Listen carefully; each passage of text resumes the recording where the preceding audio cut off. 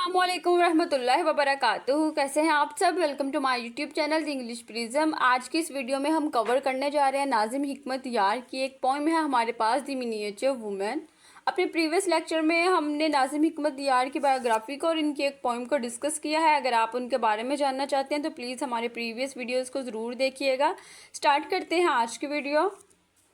The blue eyed giant, the miniature women and the honeysuckle. वो एक नीली आंखों वाला देव था और वो एक नन्ही औरत से मोहब्बत करता था। और क्या था? हनी सक्कल। हनी सक्कल हम कहते हैं वाइन फ्लावर्स को, और ये हमारे पास सिंबल है लव का, प्रोस्पेरिटी का। He was a blue eyed giant. वो क्या था? वो एक नीली आंखों वाला जॉइंट था, यानी कि देव था। ही लव्ड अ मिनिएचर वुमेन। और वो क्या करता था? एक नन्ही औरत से मोहब्बत करता था। The women's dream was of a miniature house. इस औरत का ख्वाब क्या था? एक नन्हे घर का, क्योंकि वो एक नन्ही औरत थी, एक छोटी औरत थी, और उसका ख्वाब भी क्या था कि उसके पास एक छोटा घर हो, with a garden where honeysuckle grows, जिसके साथ एक बाग हो जहाँ हनी सक्कल उगती हो। हनी सक्कल मैंने आपको बताया है वाइन फ्लावर्स को भी कहते हैं। In a riots of colour that sort of house, रंगों की बहार में खिली हुई इसी तरह का घर। ये हमारी पोइम का फर्स्ट स्टैंजा है। इसमें जो हमारे पोइट है नाज़िम हिकमत यार, वो बात कर रहे हैं। अब यहाँ पर तीन चीज़ें बताई गई हैं। एक हमारे पास ब्लू आइड जायंट है, सेकंड हमारे पास मिनिएचर वुमेन है, एंड थर्ड हमारे पास हनी सक्कल है। अब मिनिएचर वुमेन के बारे में बताया जा रहा है। अब वो दोनों आपस में मोहब्बत करते हैं, ब्लू आइड जायंट और मिनिएचर वुमेन। अब मिनिएचर वुमेन की डिज़ायर क्या है? वो चाहती है कि उसके पास एक छोटा सा घर हो। उसका ख्वाब है ना, वो छोटी औरत है, उसके ख्वाब भी छोटे छोटे हैं। अब वुमेन के साथ मिनिएचर का वर्ड क्यों यूज़ हुआ है? यहाँ पर वो क्लास डिफरेंस की बात कर रहे हैं कि जो मिनिएचर वुमेन है वो छोटी है क्योंकि वो लोअर क्लास से बिलोंग करती है, और जो ब्लू आइड जॉइंट है ये अपर क्लास से बिलोंग करता है। उसके अलावा जो ब्लू आइड है ना, ये सिंबल होता है धोखाधड़ी का भी सिंबल हो सकता है, इस पोइम में भी बताया गया है, क्योंकि वो अपर क्लास से बिलोंग करता है और वो बहुत बड़े बड़े काम भी करता है। इसके अलावा यहाँ पे कैपिटलिज्म का थीम भी मिलता है कि जो जॉइंट है वो ब्लू आइड है और बहुत बड़ा है, और जो मिनिएचर वुमेन है यहाँ पर जो आम कॉमनर्स हमारे पास होते हैं, जो आम लोग होते हैं, उनको भी शो कर रहे हैं। अब वुमेन्स के छोटे छोटे ही ड्रीम होते हैं। वो चाहती हैं कि उनके पास क्या हो? दुनिया भर का सुकून हो, अच्छा घर हो, बहुत आलीशान ना हो, बहुत बड़ा ना हो, चाहे छोटा ही हो, उसमें गार्डन हो, उसमें क्या हो, हनी सक्कल उगती हो, यानी कि हर तरफ खुशियाँ ही खुशियाँ हो, पुरसुकून सा एक वो माहौल चाहती है। नेक्स्ट स्टैंजा नंबर 2 है हमारे पास, the giant loved like a giant. अब वो जो जायंट है ना, वो जायंट की तरह ही मोहब्बत करता है, and his hands were used to such big things. और उसके जो हाथ है वो बहुत बड़ी चीज़ों के आदी है। That the joint could not make the building. अब वो जो जॉइंट है ना, वो उसके लिए घर नहीं बना सकता, क्योंकि अब वो जॉइंट है, बहुत बड़ा है, उसके हाथ भी बहुत बड़ी बड़ी चीज़ों को करने के आदी हैं। अब वो उस औरत के लिए छोटी छोटी चीज़ें नहीं कर सकता, उसकी खुशी के लिए छोटे छोटे काम नहीं कर सकता, उसके लिए छोटा सा घर भी नहीं बना सकता। Could not knock on the door of the garden where the honeysuckle grows. अब ना ही वो उस दरवाजे पर दस्तक दे सकता है जहाँ वो चाहती है कि उसका जो छोटा सा घर है और उसका दरवाज़ा हो, वो उसके ऊपर दस्तक भी नहीं देख सकता। और जहाँ पर वो बाग है, जहाँ पर हनी सक्कल उगती है, वहाँ पर क्या है कि रंगों की बहारें खिली हुई हैं, वो एक घर है। अब यहाँ पर जाइंट के बारे में बताया गया है। जाइंट यहाँ पर कैपिटलिज्म को भी शो कर रहा है कि जो कैपिटलिज्म में क्या होता है, सारी जो दौलत है, सारी वेल्थ है, सारी पावर है एक ही पर्सन के पास है।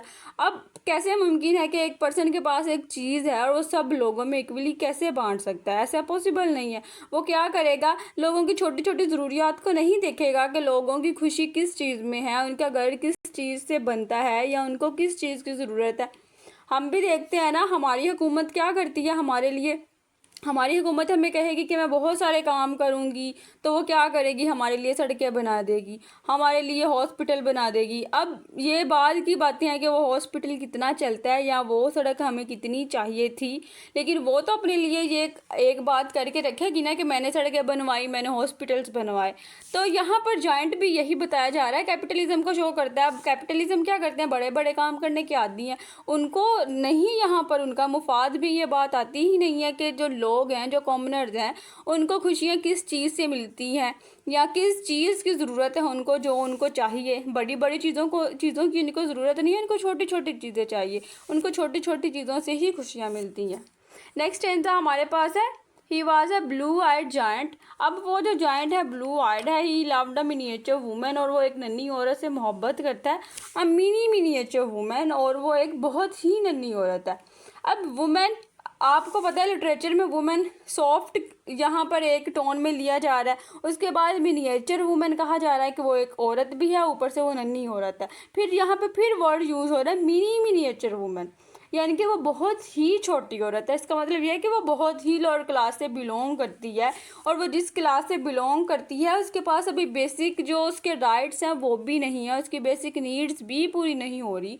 तो वो कब कहेगी कि मुझे इतना आलीशान घर दे दो, या मैं बहुत बड़े बड़े काम करूँगी, तुम्हारे साथ मिलकर रहूँगी। अभी उसके पास तो छोटा सा घर भी नहीं है ना, अभी तो वो सुकून चाहती है अपनी लाइफ में, जब ये चीज़ें ही पूरी नहीं हो रही। यानी कि जो लोअर पीपल हैं, जो लोअर क्लास से बिलोंग करते हैं, उनकी बेसिक नीड्स ही पूरी नहीं हो रही, तो वो बड़े बड़े ख्वाब तो नहीं ना देखेंगे।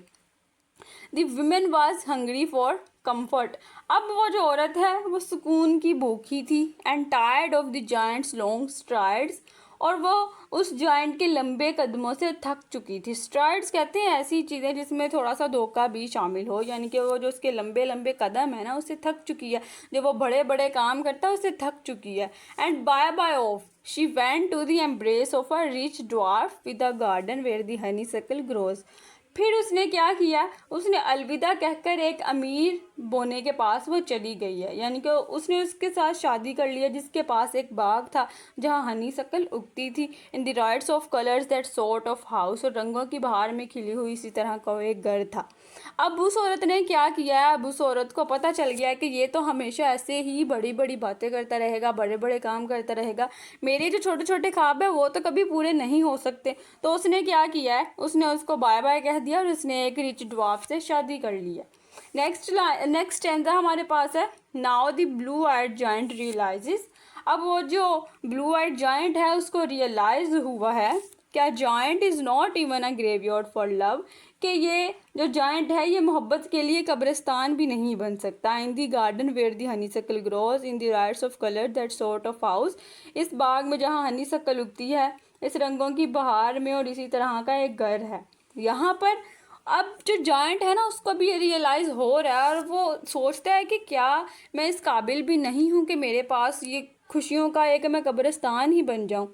तो ये भी उसके लिए पॉसिबल नहीं है, क्योंकि उसने अच्छे काम ही नहीं किए, उसने लोगों को खुशियाँ ही नहीं दी, लोगों की छोटी छोटी ज़रूरियात को देखा ही नहीं है, उनकी बेसिक नीड्स को नहीं देखा, उनके बेसिक राइट्स के बारे में उसने बात ही नहीं की। तो अब वो दूसरों की खुशियाँ देखकर खुश कैसे हो सकता है जब उसने लोगों को खुशियाँ प्रोवाइड ही नहीं की। तो यहाँ पर बेसिकली बात की जा रही थी कैपिटलिज्म वर्सेस कम्युनिज्म की। कैपिटलिज्म यहाँ पर शो किया जा रहा है, जैसे जायंट की लाइफ है हमारे पास, और वुमेन शो कर रही है कम्युनिज्म को, और जो कॉमनर्स हैं उनकी लाइफ को शो कर रही है कि जो कॉमनर्स हैं वो क्या चाहते हैं, लव चाहते हैं, पीस चाहते हैं, अपने घर में सुकून चाहते हैं। वो चाहते हैं कि चाहे उनके पास छोटे घर हों लेकिन वहाँ पर सुकून हो, वहाँ पे उनके लिए आरामदेह चीज़ें होनी चाहिए। वो नहीं चाहते कि उनके लिए बड़ी बड़ी सड़कें बना दी जाएँ, बड़े बड़ी बिल्डिंग्स खड़ी कर दी जाएँ। तो यहाँ पर वही बात की जा रही है, और बहुत ही एक खूबसूरत वर्डिंग और बहुत ही खूबसूरत पोइम में यहाँ पर जो हमारे पोइट हैं उन्होंने पॉलिटिकल आइडिया को यहाँ पर कन्वर्ट कर दिया है क्लास डिफरेंस में। हमें क्लास डिफरेंस का भी पता चल गया है, और उस टाइम की जो सिचुएशन थी तुर्की की, हमें उस कंडीशन का भी पता चल गया कि कैसे कैपिटलिज्म, कम्युनिज्म और सोशलिज्म को वहाँ पर इन्वॉल्व किया जा रहा था, और लोगों के साथ कैसा खिलवाड़ किया जा रहा था। आई होप आपको इस लेक्चर की समझ आ गई होगी। मिलते हैं इनके एक और टॉपिक के साथ नेक्स्ट वीडियो में, तब तक अपना ख्याल रखिएगा। हमारे चैनल को प्लीज़ सब्सक्राइब कीजिएगा। Stay tuned with us and don't forget to like share and subscribe my channel. अल्लाह हाफिज़।